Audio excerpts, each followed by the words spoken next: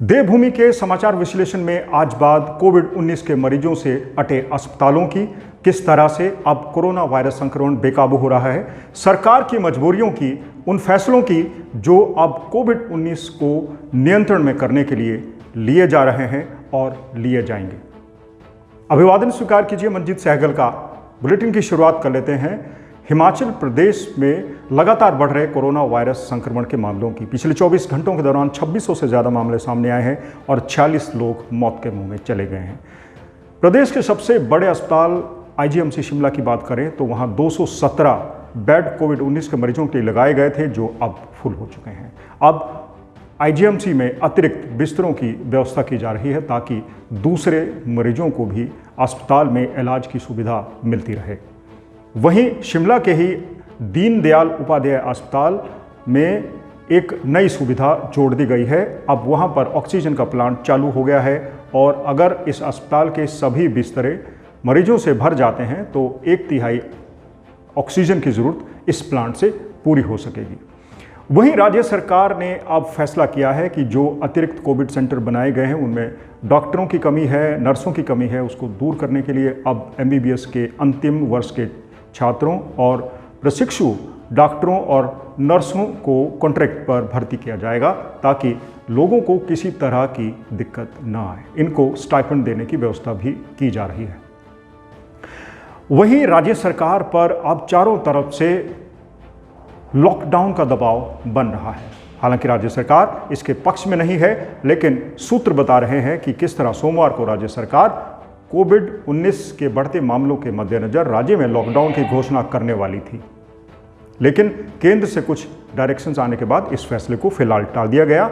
अब इस पर विचार बुधवार को होने वाली कैबिनेट की बैठक में किया जा सकता है। क्या राज्य सरकार लॉकडाउन लगाएगी भी या नहीं, या फिर लोगों को कड़ी शर्तों के साथ ही जीना होगा, ये फैसला अब बुधवार को शिमला में होने वाली कैबिनेट की बैठक में लिया जा सकता है। बात अगर इन्फेक्शन की करें तो कैबिनेट मंत्री सरवीण चौधरी भी कोविड-19 की शिकार हो गई हैं। उनका पूरा परिवार कोविड-19 से संक्रमित पाया गया है। वरिष्ठ आईएएस अधिकारी आरडी धीमान भी कोविड-19 संक्रमित पाए गए हैं। मरीजों का आंकड़ा लगातार बढ़ रहा है, खासकर जो पंजाब हरियाणा के साथ सटे हुए ज़िले हैं, चाहे वो कांगड़ा हो, सोलन हो, ऊना हो या फिर सिरमौर हो, वहाँ पर संक्रमण बहुत ज़्यादा तेज़ी से फैल रहा है और सरकार की मुश्किलें लगातार बढ़ रही है। दूसरी बड़ी बात, अब हिमाचल प्रदेश के बाहर रह रहे 10,000 से ज़्यादा लोगों ने अब हिमाचल प्रदेश आने के लिए आवेदन किया है। ये लोग भी अब धीरे धीरे हिमाचल प्रदेश में पहुंचना शुरू हो गए हैं। 10,000 लोगों को होम क्वारंटाइन किया जाना है। इसके लिए राज्य सरकार अब व्यवस्था करने में जुटी हुई है। इन लोगों के बाकायदा टेस्ट होंगे, 14 दिनों तक होम क्वारंटाइन में रहना होगा और जो लोग पॉजिटिव होंगे उनको अस्पताल में अगर ज़रूरत पड़ी तो भर्ती किया जाएगा, वरना होम आइसोलेशन में ही रहना होगा।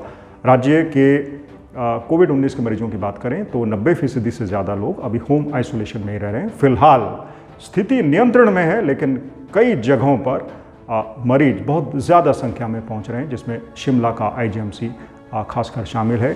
लेकिन दूसरी बड़ी बात जो लोगों को जिसकी दिक्कत आ रही है वो है टेस्ट करवाने की, क्योंकि जो होम आइसोलेशन में लोग रह रहे हैं उनको घर द्वार पर टेस्ट की सुविधाएँ नहीं मिल रही है और जो लोग टेस्ट करवाना चाहते हैं उनको या तो निजी प्रयोगशालाओं पर निर्भर करना पड़ता है। निजी प्रयोगशालाओं के लोग या तो आते नहीं है, आते हैं तो बहुत ज़्यादा पैसे की मांग करते हैं। फिलहाल राज्य सरकार ने लोगों को टेस्ट की सुविधा घर द्वार पर नहीं दी है। हालांकि बड़े अस्पतालों में ज़्यादातर टेस्ट निःशुल्क है।